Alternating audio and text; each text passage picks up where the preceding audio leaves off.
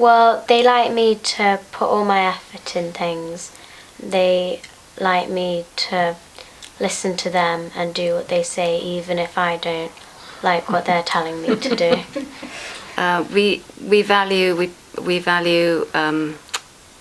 people doing their best, actually, and all our three children have had that experience of us. And Lara said we nag, but it is making use of opportunities. We've come from Sri Lanka, and we can see the value of having a good education. We value God in our lives and being able to glorify Him by doing your best and moving into an area of work or university or somewhere where you can be of use. The most important thing for us is that we have that space and time for each other and to be together, and that we carry out within family life those values that are fundamental to our faith, and that is really important, and especially when we're relating with the children, when we're sort of disciplining them, when we're sort of discussing difficulties with them, things like that, trying to talk about the values behind those things as well as what's on the surface. I think it's very easy to paper over the cracks and just sort of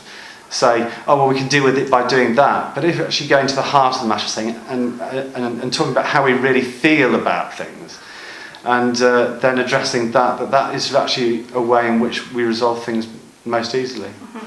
Our values aren't the same as other people's, and that was quite a shock when the children first went to school to realise that our values weren't the same. So, for instance, I remember one of them went somewhere at 12 o'clock. Well, she was about 12, 13, and she went to a friend's house and she watched Scream, the film Scream, and that was an 18 film, and that caused her, a lot of anxiety in the weeks to come.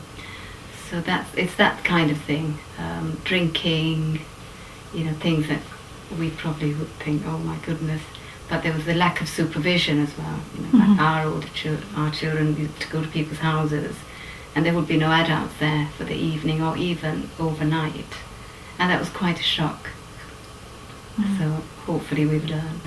There's also the problem with mobile phones, and it's so, I found with the older two, when they had them, people would call them all hours of the night.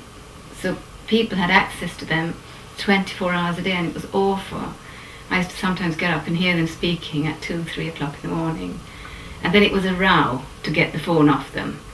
Whereas now, Lara's got to leave her phone in my room at night, and it's off. The children come and say, yes, but everybody else is doing it. But then I know now, I'm more confident to say, no, everybody else isn't. And even if they are, sorry, it's not going to happen. Spending time with my family is really important. Spending time with my friends is really important to me. Making sure that I'm creating a sort of home where people can relax. I think good communication. We talk a lot, and we are very, very persistent. If somebody's in a bad mood or has something going on, we're a bit like a dog with a bone with each other, and we want to get to the bottom of it. And I think we're quite perceptive. If there's some unhappiness, if there's some stress, we want to see it sorted. We want to know what's going on, and that comes from the kids as well. They don't let me get off lightly if I'm in a mood. I'm encouraged to work out what's going on and address it, which is a bit embarrassing really from your children, but anyway.